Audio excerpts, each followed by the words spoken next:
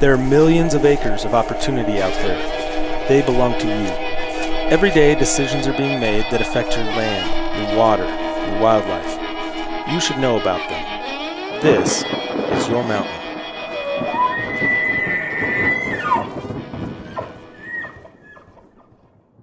Welcome, everybody, to the Your Mountain podcast. We are back for episode 2 of a two-part series, part 2, of a two-part series on the Wild Free-Roaming Horses and Burros Act. If you have not checked out that first episode yet, go back to wherever you get your podcasts and go ahead and download that. While you're there, subscribe, rate us, leave us a comment. And if you have anybody that you think would get something out of this podcast, let them know. Share it with them. Help us get the word out. We'd really appreciate that. We are, like I said, part 2. And as always, I'm joined by Nephi Cole. I'm back again. So believe it or not, everybody, there's been a significant amount of time since our last discussion, and I'm still here. But I left, but I'm back. So we are back. And Mike McGrady. Yo. You're here too. I am on a very snowy, cold night. It's your basement, so we don't feel that bad for you for being here. Yeah. I'm in sweatpants this time. We actually, we recently posted a picture. I think it was our first, we talk about Studio 1A all the time. Yeah, right. It was our first ever share with the world of what Studio 1A looks like. And you made a comment not long ago, Mike, that I thought was pretty great. If you looked at it, the photo describes or demonstrates the level of stuffiness going from Nephi, no tie, Dave, tie, and me, full suit. So I appreciate that you're wearing sweatpants right now, because it's like, yeah. I mean, can't we find some moderation, Mike? I mean, really? Sweatpants? I had to take it to one or the other. You took it to completely the other extreme. Yeah. Yeah. Dave kind of looks the same. Well, I'm sitting here, so it's funny. Dave looks the same wearing his Nirvana shirt from episode 1. I am wearing the Nirvana shirt that I wore in episode 1 when we were visiting with Stephen Ranella. How do you get clothes to last so long? Do you wash them? Tell the truth. I do. Do you use soap? Everything has to be delicate. I'm a delicate person, and my clothes have to be. I use fabric softener. You know, I saw this this report on the news that millennials aren't using fabric softener. It's going to be the downfall that explains the bad attitude of fabric softener. And Ford Motor Company. And I'd like to put a plug out here for all millennials that are listening. I desperately need you to purchase and use fabric softener. So it's available on the market? Available on the market for me to use. I just think it's going to improve all your attitudes. Does that make me sound old? So what's the rationale for not using fabric softener? Is it because just introducing chemicals in the water? I don't know. The study wasn't that interesting to me. Right. Smells too good. I glossed over it. But anyway. Yeah. I apologize to any millennials I may have offended by insinuating that for some reason you liked hard clothes. I don't know. All right. I think we beat that dead horse, right? Usually when a horse dies, you get off. So, I don't know. Maybe we should dismount and move on to some a different discussion here. So hold your horses on all these jokes. Come on. That's my job. To be punny? To be very punny. Yeah. We're not very good at it. But here we are. So we're going to start talking part 2 of this Wild Free-Roaming Horses and Burros Act. And really quick, just to summarize, obviously go back and listen to part 1 if you haven't. But to summarize, in part 1 we kind of went through the history of horses in North America, how we got to the point of having a Wild Horses and Burros Act, how the population has grown over time on the range as a result of this act. Mm-hmm. In some ways, you could argue it's been very successful, and in some ways, you could argue that its success has led to some challenges that makes it not as successful anymore as maybe it once was. We're going to get into some of that today. We're going to talk a little bit more about that. But first, when you got off the last conversation, I mean, we were talking a little bit about. You asked me, would I buy a tag? Would I hunt a wild horse? And my response to that was yes. And then I started talking about how I feel about hunting, about elk. just as an animal. And, you know, I love elk. And I was trying to think about how I could just, how I could help somebody who maybe hasn't wrapped your brain around this. So here's my analogy. Noah's Ark. So for those of you who don't know what Noah's Ark is, so Noah's Ark, of course, is the story about, there's a big flood, biblical account says, and guy loads up 2 of every animal on the ark, right? Yeah, Gilgamesh. Yeah, well, so here's the thing to think about Noah's Ark. So what happens when you throw 100 alligators on the ark? If you want to have room for everything on the ark, 98 of them have to go. If you want to have room for everything on the ark, you got to make sure you leave room for everything on the ark. Because if you let something get out of control, there just isn't room for everything else. And in a lot of ways, our habitat is exactly the same. Our mountains, our public lands, those things are, they're an ark. They're a place where we try and keep alive all those species in that full ecological suite that we have access to now. And the problem is, and this is why you have to manage. If you just say, we're not going to manage. Basically, you're saying we're not going to manage the numbers inside the ark. We're going to let everything go and just let nature take its course and let it do whatever it wants. Everyone understands that when you look at it from, as in a box, everyone understands the folly of assuming that we can do that. What will really happen is the alligators are going to eat us out of house and home. And to be frank, with wild horses, the alligators are eating us out of house and home. And so, in the same way that if I had, my favorite elk herd up in the mountains, if that herd started to explode, do I love having bunches of elk around? You bet I do. But I recognize that if you don't manage that herd to a certain level, and we have paid biologists at Game and Fish to do this, if we don't manage them to a certain level, pretty soon we don't have the habitat for those elk. And pretty soon we have elk out there, we have winter kill, we have disease, we have all sorts of stuff that we should have been able to control more effectively if we would have put in the time and the management. And so from my perspective, that's why when you say, would you buy a tag? Yeah, I would. Because I don't think there are many better ways I think that the North American model of wildlife conservation works. I think that the success, when you look at how states have done it, states can manage wild animals effectively. I think when you look at some of the bigger failures, I think you're seeing situations where people have tried to take that away from the states and put it on a federal level. And no, I don't mean any disrespect to our federal colleagues, but I think the tools work better when they're exercised at a more local level. So that's a long explanation of asking the question of Dave. Would you buy a tag? I gotta stand up for this.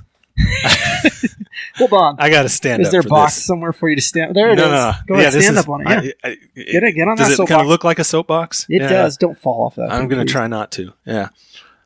So. He's going to trip on his way up. So would I buy a license? Yeah.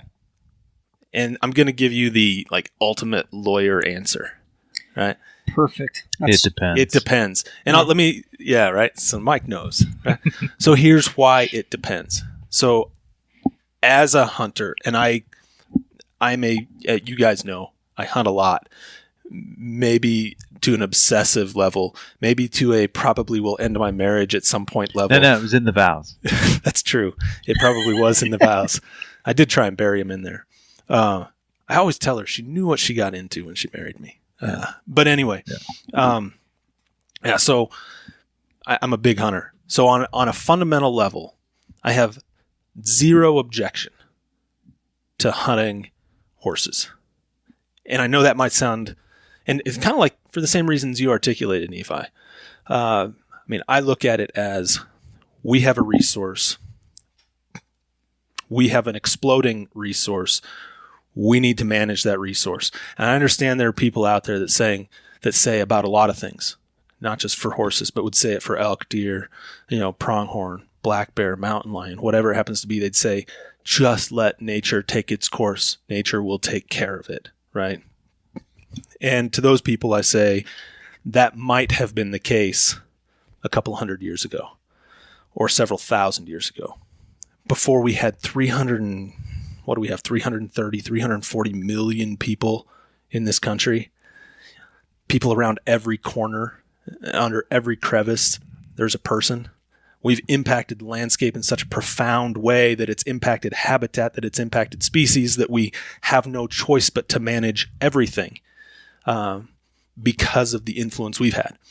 So I strongly believe in management. I strongly believe in the North American model.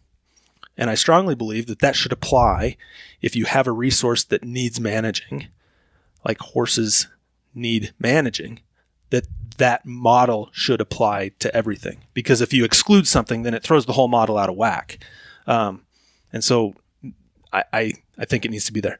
But would I actually purchase the tag? And it depends on how much it cost it. I'm just kidding. It doesn't. Would I actually purchase the tag? I'll tell you what it would have to be. I'd have to accompany you, Nephi, on your first hunt, and I'd have to try that horse meat. Because I have a personal philosophy that I only hunt it if I'm going to eat it. Yeah. Well, and if I'm going to buy a tag for a horse, and that's a lot of meat to not know if you're going to like it or not. And I can honestly say I've never eaten horse meat. And so it would take me understanding what I was getting into before I'd actually purchase a tag. But would I vilify or object to other people purchasing tags, to having some kind of management scheme where we could actually get money, raise money for conservation from the sale of licenses to manage horses? I would not object to that, but I don't know if I would actually buy a license. It's really interesting.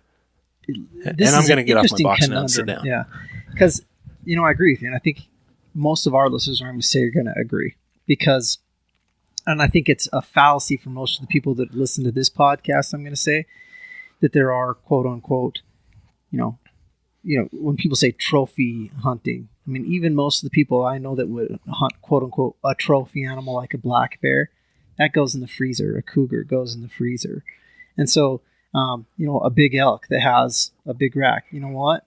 So big rack equals big meat, right? I mean, there's a whole lot of elk in the freezer, and that's, I wouldn't expect anything different, and I think our laws require it. That would be the way it is. The other thing I think it's interesting when you look at that concept, I had a discussion with somebody, and I think that you would find support for management using that methodology, the North American model that we use to on other stuff. I think you'd find support. We can come back to it later, but I think of all the the things, the ideas that are out there, I think it's palatable. No pun intended. No. I want to take this and transition into something, I guess. Because you brought up a point, right? You talked about, and I talked about it too, that we have an expanding population here. That it's, and we talked about it in the last episode on this, right? That we have this expanding population that we're 3 times the objective on the landscape. Yeah. Right. And so we're talking right now about, okay, would you buy a tag? And you're talking about the North American model to try and control that. But I mean, you look at the size of the island of, that we're living on, or our arc, or whatever you want to say. There's only so much country out there. There's only so much forage out there. There's only so much water out there. And so, I mean, you really are dealing with a finite resource that you have to decide how to allocate it. And there will be a group of people. There's a school of thought, that same school that says, we let nature take its course. Whatever happens. That's out there. And whether or not people want to admit that it's out there or not, or they believe that they're part of it. It is. But it's out there, and nature is a cruel mistress. But what about, to those people that say let nature take its course, how do you respond when you say let nature take its course, except we took something that wasn't part of this nature and put it there? Well, that philosophy is assuming the bell was not wrong. Explain. Well, so you can't undo it, right? Everything we've done, from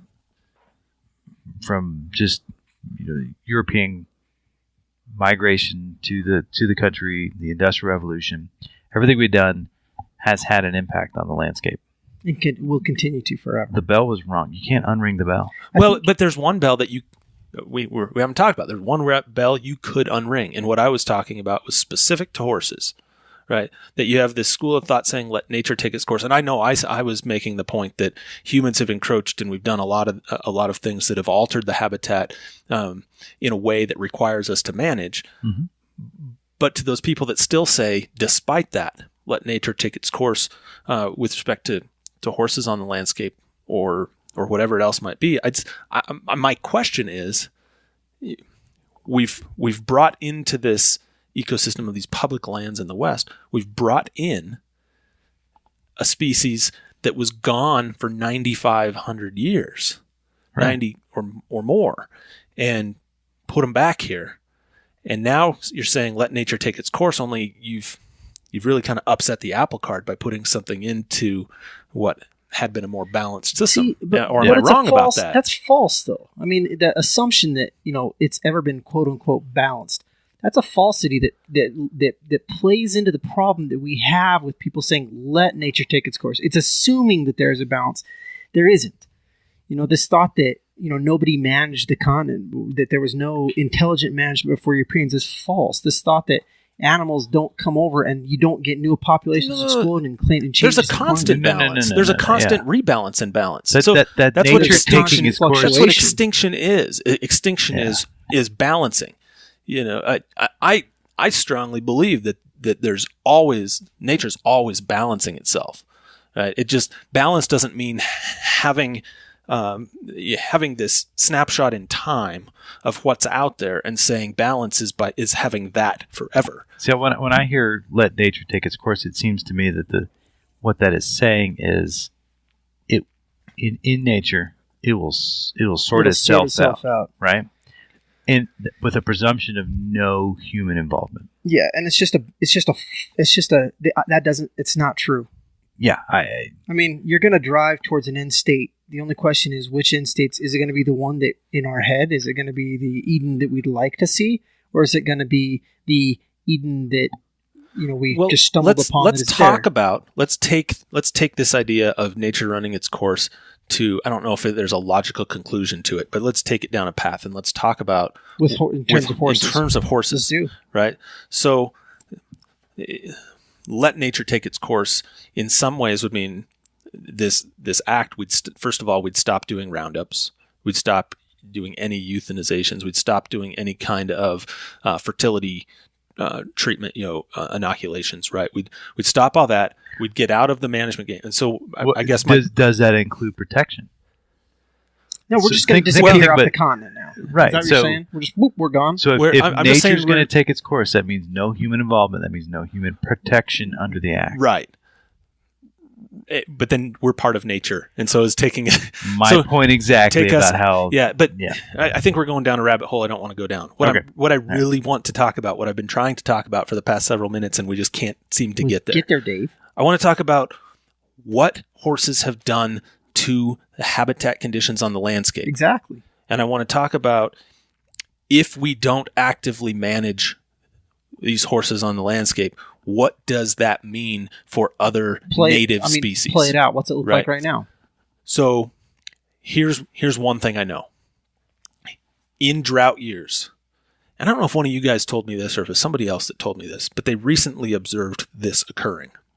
And it's because it's an unusually dry year in parts of the state. I think it was somebody else that told me this. Yeah.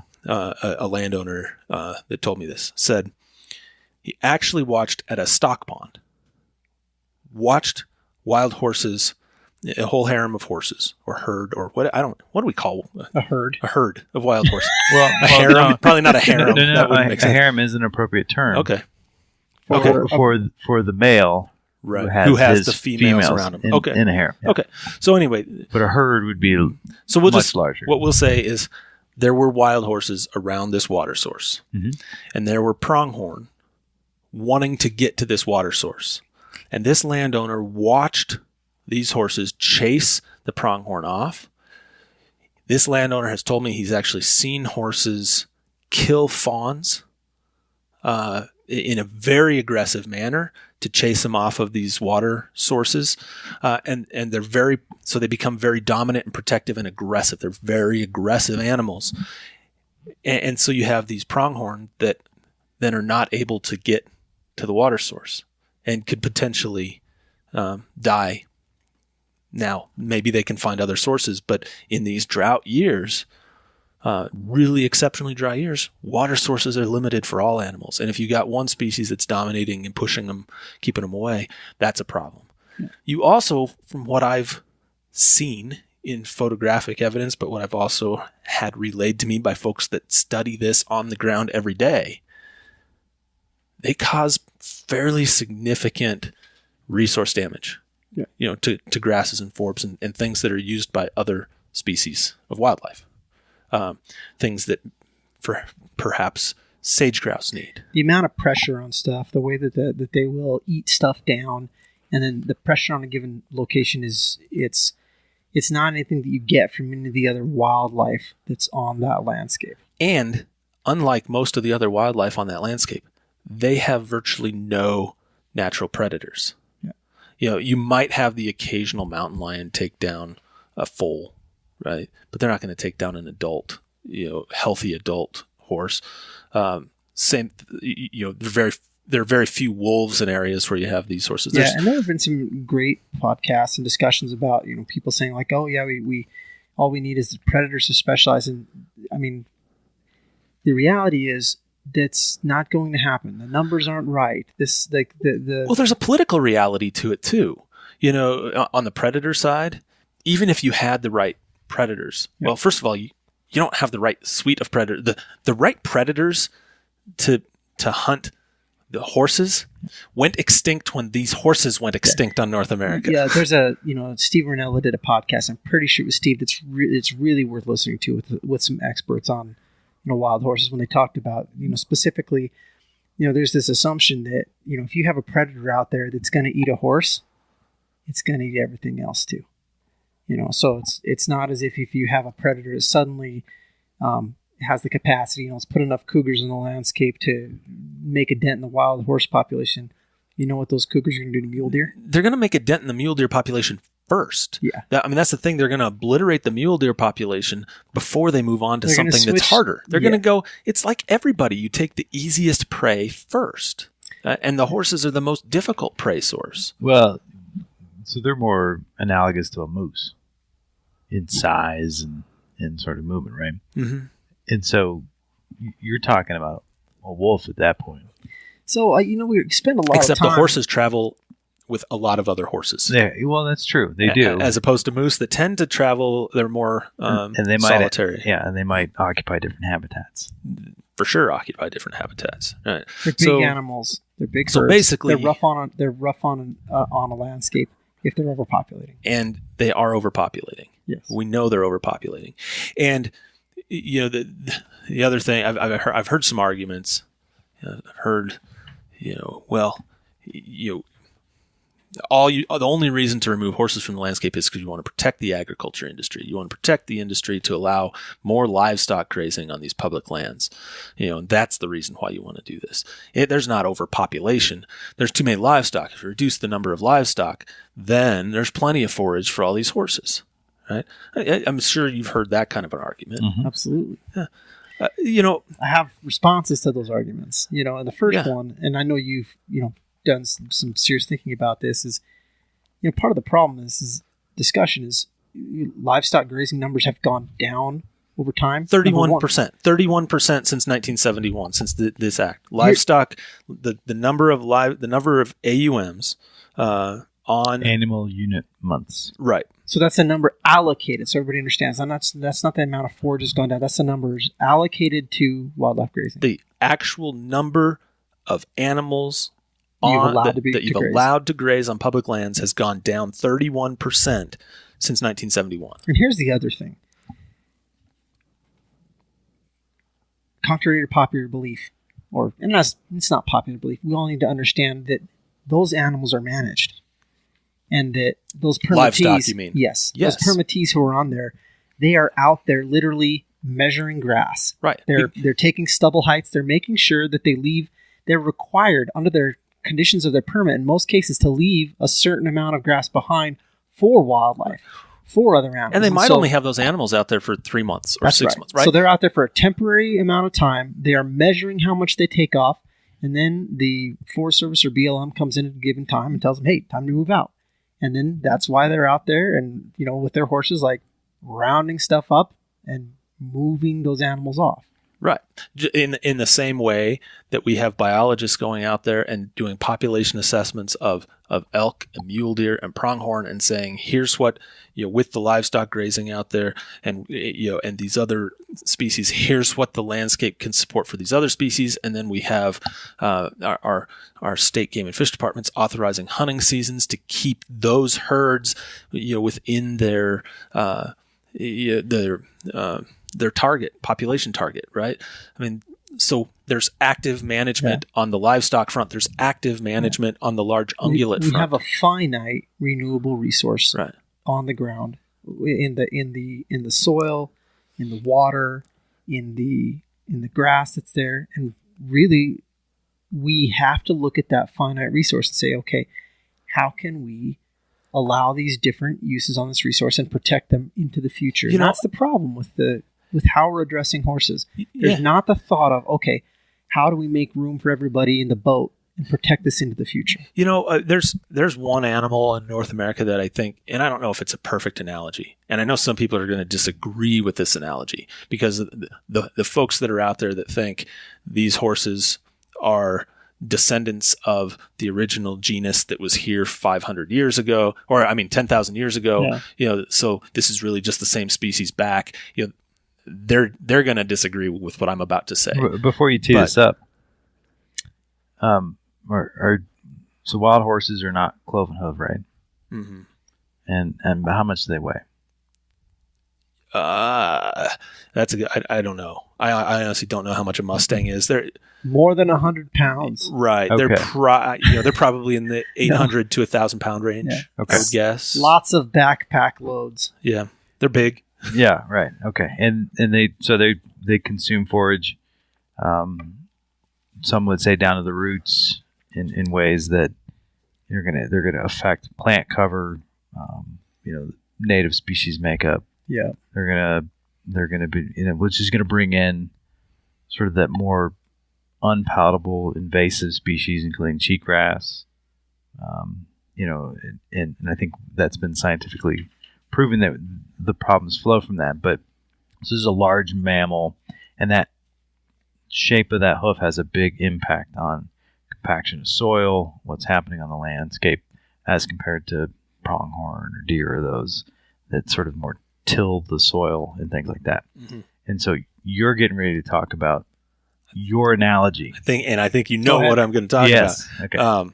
And you're probably teeing this up to maybe disagree with me in a way. I don't know. We'll see. But so what I'd said, right, that there's going to be this segment that disagrees with me. They're going to say this is a native species. It's always been here.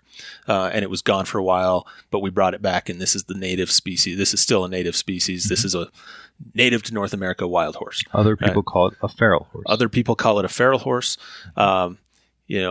I am in the camp that does not believe this is a native species that to North America. That perhaps it was, but it's been gone for 10,000 years, and so that's your definition of native. It's not.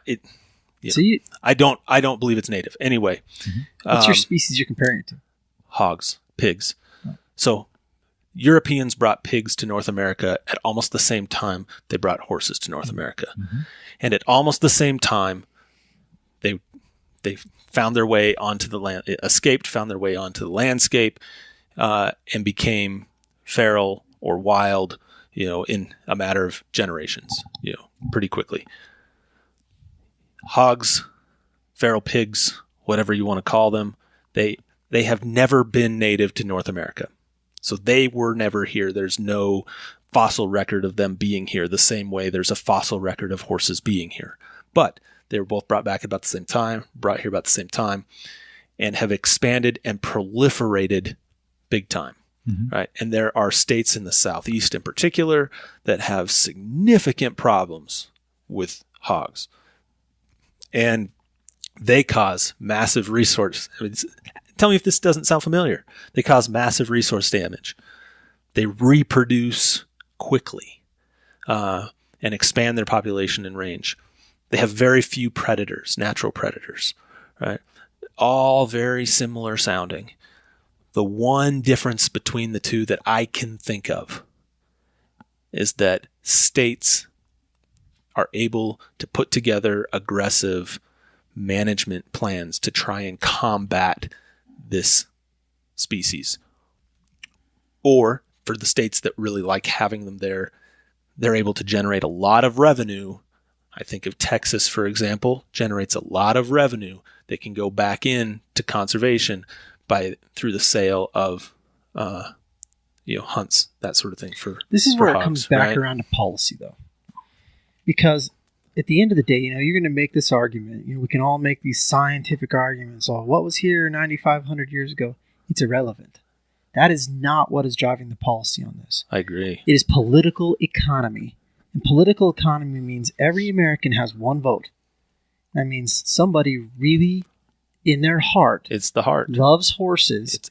And so in 1950, they were able to put together this idea that, you harnessed this love that I have, that we all have, of that animal. And that is what is driving the policy on this. It's irrelevant what animal was here 10,000 years ago. I agree. It doesn't matter. So I agree with you. And the other big difference, I talk about these similarities, but you point out the big difference. One of those two species has captured the hearts and the minds of a lot of Americans, and it's captured it in a way that pigs don't. Right? There's more. I mean, Babe. Let's be honest. Babe, the movie Babe the Pig. That was an awesome movie. My kids loved that movie. But at the end of the day, they still want to see bacon on their plate. It's not like it changed their perception on pigs being a food source. Horses have never been viewed as a food source. They've been viewed as in modern times they haven't. Yeah. Right. So I guess I see it as so we have the American eagle, iconic species that is just regal. Regal the eagle. Yeah, it defines America and everything we think about it. Right, it's your totem. Mm-hmm. But of course, there were ideas at the time of let's use the turkey. Right. That's crazy. It is now. It is now. It is now. But that's kind of the same thing. Is you've got the pig and you got the horse, and one is more analogous to the regal eagle. It's the symbol of the West. It's the symbol of free spirit. It's the symbol of exploration. Right. It's the symbol of, it's just this of human progress. It's symbolic of so many things. This is another thing. Developing policy that we have to look at and understand. There's a huge group of people in this country that, when you said, babe, my kids want bacon, there's a huge group of people in this country, and a lot of them the same people that don't want to see anything happen to horses, who don't want bacon on any plates in this country. Now, remember though, when we look at these animals, like if the only way that we measure how an animal should be, how we should do ecological management is what we want on our plate, that is not the right way to manage. We need to look at this, recognizing that hunting and the food, that's an auxiliary benefit that we get from management, and it's a way for us to manage. But in managing these species for the ecological benefit, you have to move past that concept of, it can't just be about, what Dave likes to eat. He won't hunt a horse because, when we manage populations for ecological value and to a certain, and for the health of the whole ecosystem, it can't just be about your plate. We have to put that aside and look at how big our boat is. And we have to make sure we don't have too many alligators on the ark. So let me ask you a question then. Go ahead. All right. So let's put you in charge of wild horse policy for a day. Oh. So I'm going to need more than... I know you're going to need more Just than give me a day. A day's enough. A day should do it, right? So you're in charge of wild horse policy. Yeah. Everything we've talked about the last two episodes here about, the population dynamics of the herds and how they've grown and the costs associated with keeping these horses alive in captivity and the challenges in being able to have adoptions. If you were to run this program, and you've said it here, you think there's a place for horses on the landscape, right? It doesn't sound to me that you think the appropriate number for horses out there is 0. Yeah, you and I have had this discussion offline, and I do think that there's a place for them, but I think they have to be managed. So tell me, how do we address the challenges we've described in managing horses? What would you do? I would turn management. I think it's worth having the discussion. And I think it's a large discussion that means we need to bring all the stakeholders together on the same table. I think that state game and fish agencies can manage those populations of quote unquote wild horses the same way they manage everything else in the landscape. I do believe, when you look at the numbers, there's some people that would question this. I'm certain that you could manage them the same way that you manage other ungulates on the landscape. I think that you'd have a draw. I think you sell tags. I think it'd be a once in a lifetime thing. They're just, this is not undoable. You think people would buy tags? I bet I would bet money that I could sell. Go on Facebook and tell us. I bet you could sell 1,000 of them. You give me one day, and I bet I can do a whole lot of work in one day while I'm head of the wild horse division. And I know that for some people, this is not a cruel thing. And our friend Steve says this, and here's the challenge. I think when you look at an individual animal, any individual animal, then you can start to humanize and have that empathy, and we should all have it. I certainly have it when I go hunt elk. If I shoot a big bull elk, that's not something that's cold and heartless to me. And so when we look at managing a population of ungulates that could be wild horses, I think you have to look at it the same way and understand that there's an opportunity here where I would manage them like I would manage an elk herd. Same question for you, Mike. What would you do? Well, I think that the advisory board that composes a variety of viewpoints has already identified a number of suggestions, and those seem logical to me in that you're using all of the tools in the toolbox. So what are the tools in the toolbox right now? So the tools in the toolbox, I guess, you'd have to put aside the congressional riders that we described, which are more extensive than just what we discussed in brief. But so you'd have to get rid of those to make the tools available. Sure. Follow the act as originally written and actually implement it as originally written and follow through with that. What would that mean? That would mean that, first, given the oversupply of wild horses we have, you've got to figure out how to get the landscape back into management where we're okay. That's going to take some roundup, and that's probably going to take a variety of adoptions, people stepping up for that, and probably some sales of horses for meat and other products. You've got to get under control. Does the act, to your knowledge, does it allow for any kind of like what Nephi pointed out? Does it allow for any kind of state regulated hunt of wild horses? No. And I get Nephi's point. I don't see that as palatable to the people. And to reinforce, this is an alternate reality that I'm talking about that we probably can't get to. Sure, yeah, king for a day type of question, right? Right. I mean, it was a total philosophical question, right? It was an academic. If you could work in this laboratory, in this vacuum, in this controlled space, all over, what could you do? If we could move back to 1950 or whatever it is and do it a different way, and maybe it's harder than that. Well, yeah, the act is very clear in its suggestion on how this should work. There's a 3-stage process here. You have those that are the old sick and lame that we talked about. those need to be destroyed in a very humane manner. Then it's, okay, we got excess, private maintenance and care. Those who want to adopt, take care of them, things like that. There's a point in which, when that doesn't work, the Act is very clear that then it comes time to destroy in the most humane and cost-effective manner possible. And just to be destroy in the most humane and cost-effective way possible. Yeah. And here's the part that I have a problem with. The Act allows that, but for people who are looking at that, and then who would say, like, you know what, my preference is, based on what you're saying, Mike, maybe we are talking about moving them to a slaughterhouse. That's what that's talking about. And you're saying, so that's preferable? That's somehow we're going to nod our head and we're going to go, yeah, we're okay with that. You're saying that's more humane. But we're not okay with the idea of, some dude who lives in Oklahoma who...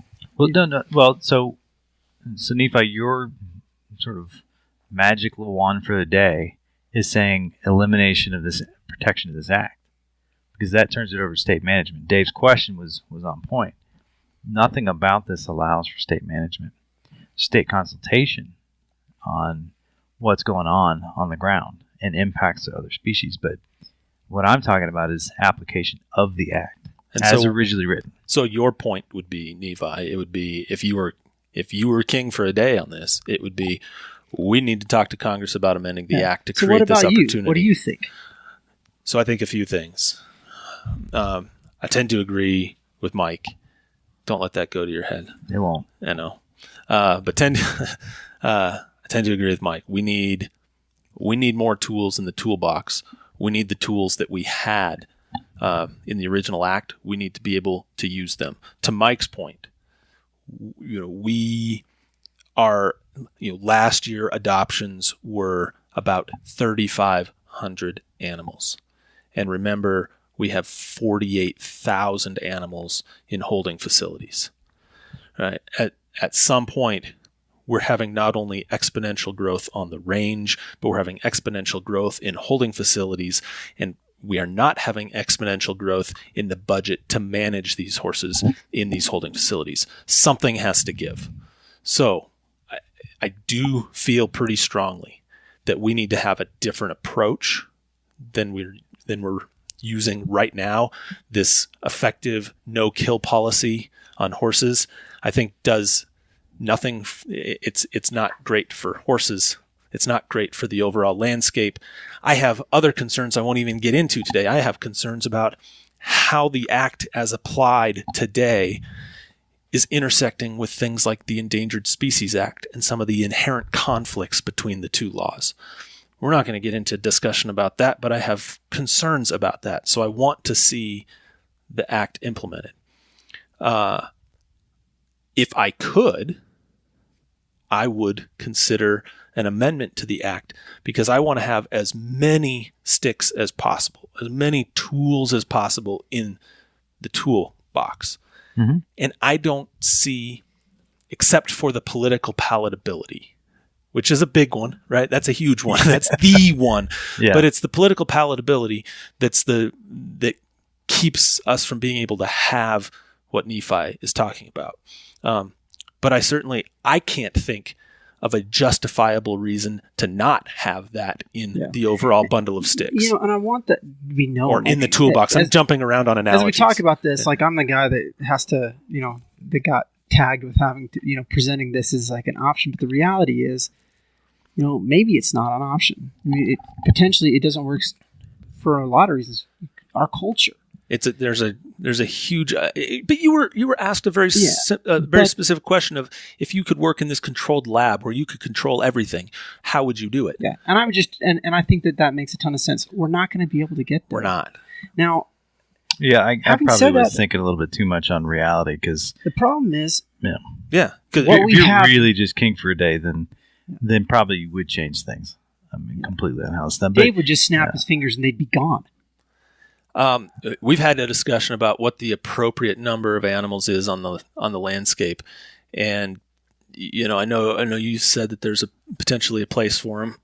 I'm not going to say that there's not a place for them. I recognize that there is again, it comes down to the political desire, and there's Well, it's not just politics here. Well, it's human desire. No, it's not just human desire too. I mean, human desire plays into it, right. But there's significant tourism dollars that are derived from touring these things, sure, these areas and observing them and things. And so there is an additional component that we haven't really touched on here. Yeah, that's true. There's a lot. And in terms so of the economics of this thing, how they help, how they hurt, who they help, who they hurt. So it doesn't matter what a personal opinion is here. If a personal opinion would be, the appropriate number is 0, that doesn't matter. That's not reality. That's not going to be the case. But I think what we can all probably agree on here, kind of to try and wrap this up a little bit, this discussion. I think what we can all agree on is we maybe have some slightly different perspectives on how we would address the horse issue. And I think we could sit here for another hour and a half and talk about it. I think there's a lot we agree on, but there are nuances that maybe we're not 100% on the same page about. But largely we're pretty like-minded people, yet we're still not 100% in agreement on things. Mm-hmm. Can you imagine on an issue like this, what it would take to actually amend this act in today's political climate? When you take the 3 of us and then you expand that group out and you add the environmental community, the sportsman's community, the agriculture community, the industry community, the outdoor recreation community, then you have I'm going to put them in a separate category, the horse advocate community, because I view that as separate from the environmental community in this particular discussion. Mm-hmm. You bring all of them to the table and have a discussion on how to do this, and they're doing that. Those are discussions that are ongoing. There was a discussion the beginning of October about this. Yeah.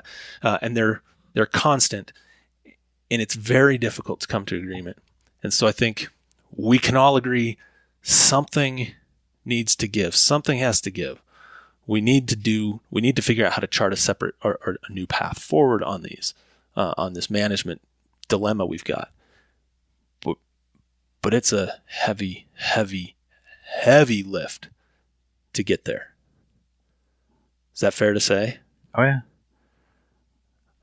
We did a 3-part series on the Endangered Species Act and all the efforts that have gone through to amend it and just the issues. We agree on those things. But I think it would be easier to amend the ESA than there would be on this one. Absolutely. People, without doubt. Here's a way you can, we need to kind of wrap this up, but I think you're 100% right, because look at the number of bills that have been introduced on the Endangered Species Act. Mm-hmm. And then go out there and try and find bills that have been introduced to amend this wild free-ranging horses. ESA is diffuse. It's species in general. Right. This is one species, one thing. With tons of passion behind it and a lot of dollars behind it. And politicians are very, very reluctant to take it on. Mm-hmm. Even if they want to, they're reluctant to, more so than they are the ESA. And so until the political climate changes, it seems unlikely that we're going to see any significant changes to the act, which means in order to make changes to the way management is going, it's got to be allowing the act to work, as you mentioned, Mike, as originally written. That's what it really boils down to. That's the only way at this point, that we get more tools in that box, is to uncover the tools we've already got. Mm-hmm. What do you guys think? Man, we could do 4 parts on this, but I think we need to cut it off here, right? Just know this is incredibly complicated, controversial, and I'd like all hate mail sent directly to David Nephi Rollins, Cole, whose idea was to talk about this issue. No, but in all seriousness, share your thoughts with us. We'd be interested in knowing. You can find us, as I've said before, you can find us on Twitter, you can find us on Instagram, you can find us on Facebook, all at the handle at It's Your Mountain. So hit us up, send us an email, yourmountain@itsyourmountain.com. And remember that life is about experiences, so go have one.